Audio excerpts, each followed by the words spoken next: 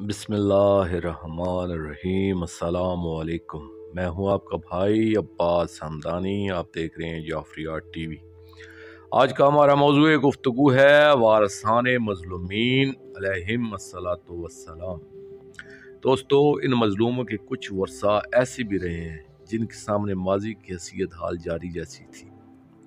वो भी इन मजलूमों अलैहिम्मस्सलातु वस्सलाम ही के बेटे थे जिनके सामने ये चारों मंजर हमा वक्त रहते थे, यानी बिखरी हुई लाशें, रोती हुई मजबूर दादियाँ, वैरान घर। ये सारे मनाजर इनसे भी फरियाद करते थे कि हमारी बहाली के लिए कुछ तो करें, मगर रज़ाए इलाही में मुदाखलत को जायज़ न समझने वाले बेटे खामोशी से खून के आंसू बहा कर रह जाते थे और रोने रुलाने के अलावा इनके सामने कोई रास्ता ही नहीं था। जब कोई शख्स इन बेटों में से किसी के सामने अर्ज करता कि आप इंतकाम क्यों नहीं लेते, तो जवाब में रोकर यही फरमाते कि इंतकाम न लेने की वजह वाहिद किल्लत इंसार है, यानी मजलूम करबला अलैहिस्सलातु वस्सलाम की दस्तार के वारिस सादिक आले मोहम्मद अलैहिस्सलातु वस्सलाम से जब ये दरियाफ्त किया गया, अब तो बनी उमैया इंतहाई कमज़ोर हो चुके हैं और बनी अब्बास की जड़ें अभी मजबूत ही नहीं हुई हैं। आप ऐलान खरूज फरमाएं तो आपकी अब्दी हुकूमत का क़याम मुमकिन है।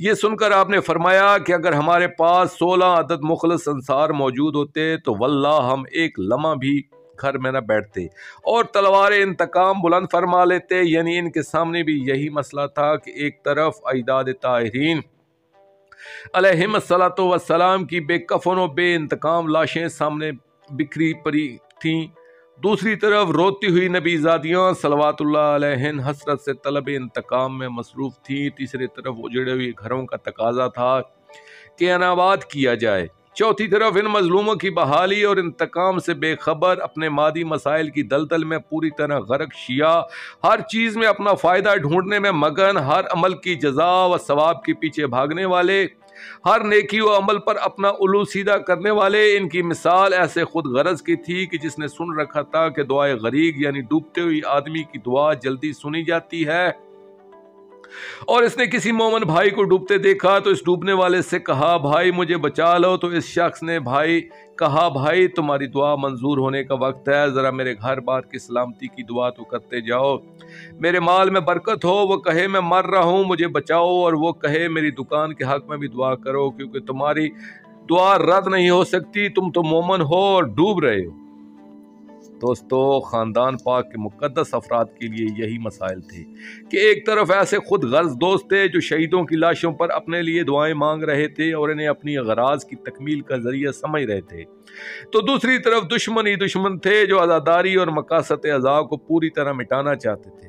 इसलिए इन बेटों के लिए कोई रास्ता था ही नहीं और वे सवाए रोने और रुलाने के कर भी क्या कर सकते थे। इन्हीं हालात को देखते हुए उन्होंने आज़ादारी का क़याम फरमाया और लोगों से कहा, भाई अगर इन मजलूमों अलैहिम्मस्सलातु वस्सलाम की कोई नुसरत नहीं कर सकते हो, इनके एहसानात को याद तो रखो, इनके गम में आंसू तो बहा लिया करो। देखो, मजलूम को रोने बहुत बड़ा अजर होता है, यानी अगर कोई मोमन मुसाफरत में फौत हो जाए तो इसकी लाश पर रोने का बहुत बड़ा अजर है।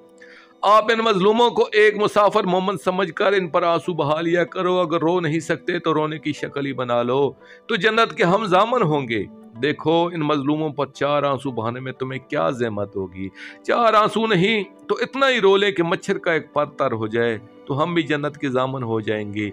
और अगर रो नहीं सकते तो रोने जैसी शक्ल ही बना लो, यानी कुछ तो करोगे जिनसे इनकी याद ताज़ा रहे। दौरे गैबत। दोस्तों, फिर इन मजलूमीन अलैहिम्मस्सलातु वस्सलाम के आखिरी वारिस यानी हमारे शहंशाह ज़माना अजलल्लाहु फ़र्ज शरीफ का ज़माना आ गया। इनके सामने भी यही मनाजर हमेशा नज़रों के सामने जारी रहे, यानी उजड़े हुए घर, वीरान हवेलियाँ, दश्त में बिखरी हुई बेकफन और बे इंतकाम लाशें, रोते हुए सदियों से बेसहारा मस्तूरात, तौहीद सलवातुल्लाह अलैहिन और सैयदानियों की बिखरी हुई लावारस मिज़ारें, नुसरत तलब करती हुई मायूस कब्रें, बहाली और आबादी के लिए इस्तिग़ासा नुसरत करती हुई तुरबतें। फिर इस दौरे ग़ैबत में भी अपने अजदाद ताहिरीन का एहसास दिल में रखने वाले सैयदज़ादों को अक्सर ये मंजर भी दिखाया जाता था कि इन मज़ारों का एक अकेला वारिस है जो एक एक मज़ार पर जाकर आंसू बहाता है, हर मज़ार पर जाकर इन्हें दिलासा देता है कि कभी न कभी तो हमें भी इंसार मिल जाएंगे, हम आपका इंतकाम भी लेंगे और आपको दोबारा अब्दी मुसरतों से हमकनार करेंगे।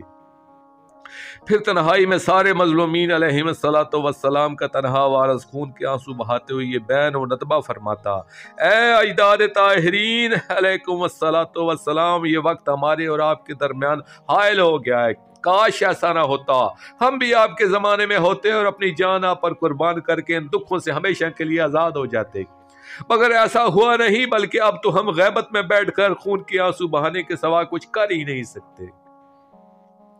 حقیقت یہ ہے کہ سارے مظلومین کا یہ اکیلا وارث سوائے خون کے آنسو بہانے کے کر بھی کیا سکتا ہے، کیونکہ یہ رضا الہی میں مداخلت جائز نہیں سمجھتے، اور انسان کی قلت کی وجہ سے تلوار انتقام بلند بھی نہیں فرما سکتے۔ ہاں، اپنے نام لیواؤں سے یہی فرماتے رہتے ہیں کہ کاش تم سارے مل کر ہمارے خروج کی دعا کرتے تو ہمارے اجداد طاہرین علیہم الصلاۃ والسلام کی انتقام لینے کی ہمیں اجازت مل جاتی۔